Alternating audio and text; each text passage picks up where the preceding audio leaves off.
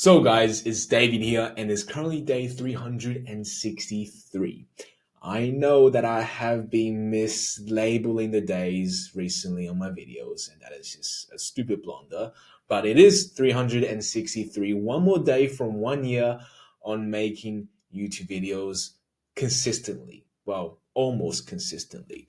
And today, despite feeling just lethargic and didn't want to get out of bed because I had, been in this very self sabotaging state and I just felt worthless, I went to the gym. It's been a week, deload finished, went back to the gym, after all this relapse and all this bullshit I put my body through. And it was really nice. It was really nice despite me becoming so much weaker. I couldn't feel my muscle connection and it was a total mess, right? It was as if I haven't lifted forever. But going back into the gym, stepping in that environment and making a change for myself, it just sent tingling sensations down my spine. And I just felt great. I felt great because I know that after going to the gym, that we still have control of ourselves. You might be in a very dark place and you might feel like all is lost and there's no hope and nobody can save yourself because you chose to give up on yourself. But you can still do something about it. You can still do something about it at the end of the day. And even though you may think you're doing nothing, just that little change, just that little consciousness, knowing that you have control over your own actions is enough. Is about building those small little increments, those small little victories.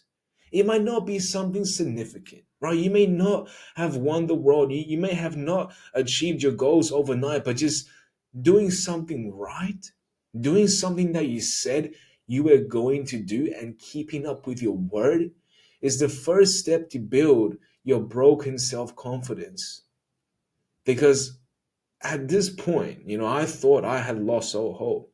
It was very dark. I was using my time unproductively. I was, addicted to watching movies. I was addicted to distracting myself because I was addicted to the feeling of becoming a failure. And I was, in essence, turning into a useless piece of shit.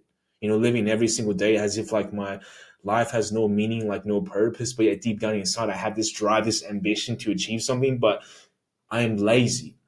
And that ambition is killing you. It was killing me. Having that ambition, having that desire to achieve more, but you're not doing anything about it, that kills you. Like, that is self torture. It was horrible, guys. It's horrible. But today, going to the gym, lifting weights, like letting my ego go, like not lifting heavy and just really trying to embrace the moment and be grateful that I have this opportunity to do something about my situation changed everything. I felt like I become someone different because the moment you relinquish your control to your body, the moment you give up on yourself and say, you know what, screw it. Life ain't gonna be easy, so why should I try challenge it? Why should I challenge the status quo? I wasn't born into fame. I wasn't born into riches. I wasn't born with talent. So why try and force myself to become someone special?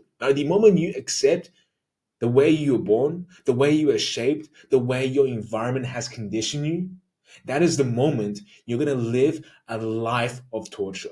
You're going to live a life of self deprivation because you choose to not do anything about it. You choose to give up on your own self. And the moment you do that, you're going to you're going to rob yourself of any happiness you were destined to have. Because life is supposed to be fulfilling, life is supposed to be happy. But when you give up on yourself and lose control, it ain't going to be like that. You're going to be questioning life, hoping and blaming others for why you're unhappy and why life is so shit like I have been. Because when you don't have control over yourself, you start to blame. You start to play the victim. You start to point fingers at other people saying that they are the problem for your own incompetence. When in reality is you choose to give up. You choose to give up and you choose to let something or someone else take control of you. And of course, you're going to blame someone else because at the end of the day, if you feel like you are not the own problem or you are not the sole cause of your own problems, then of course you're going to say someone else is to blame, because who else are you going to say is the fault for your situation? Someone or something is going to take the blame away from you. And when that happens, you're going to be a victim. And that is never nice to be a victim, because it's not the fact that being a victim sucks because you're being irresponsible, but being a victim sucks because you're accepting the fact that you can't do anything about life. And when you accept the fact that you are born this way and that you cannot remold yourself into the person you want to become, then it is almost accepting that we are born as it is, that we are just programmed the way it is. That life had given us all fate and destiny that we are not supposed to break, because that's just who we are. And it sucks to be like that. It sucks to be like that. But I'm not saying that it's better to be ambitious and lazy, because that is also self torture. Right? It is also very depressing to be ambitious and lazy, because you're knowing that you can break free from this loop, but you're also not doing anything about it. It is as if you have all the answers to your problems, but you're not doing anything about it. You're not changing the fact. So I wouldn't say that being a victim is worse or worser than being a person who's clear that he can change but doesn't want to change. Because it is both bad to be the either or, right? It's bad to be someone who's unconscious to the fact that they can be better. And it's also totally, utterly shit to be someone who knows they can do something but choose not to do anything about it. So no matter where you stand currently today in the present moment, I just want to let you know that self-confidence, right? Self-love, belief in yourself is not built over one day. But what can be rebuilt and what can be seen is knowing the fact that it is all on you. And if at the end of the day, that is too big of a pill to swallow, then maybe just stay average. But I can guarantee you, staying average is not going to be the solution of your suffering. It is only an attempt to avoid it. It is only an attempt to evade the inevitable, because there will be a time when someone you know who is less than you, who was dumber than you, but yet he now or her has surpassed you in life. And when that happens, you are going to be envious. You are going to let your ego get in the way of you, because you understand that life doesn't shape people because they were just born a certain way. That just because you were born a certain way doesn't mean you cannot be the person you choose to be.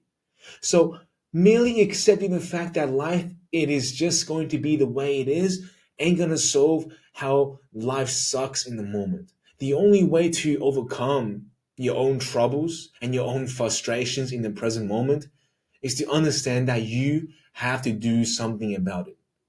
And by doing something about it, it can just be as little as going back to the gym, lifting some light weights, right? Stop overly consume porn, or stop overly consume food, or any television, and just do something about life differently.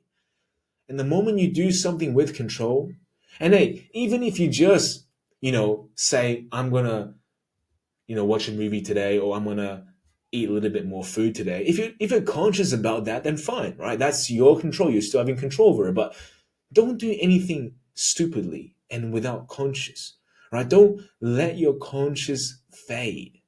Do everything with an intention, and never do something without you being conscious first about it. Don't do anything without you first being in the present to make that decision.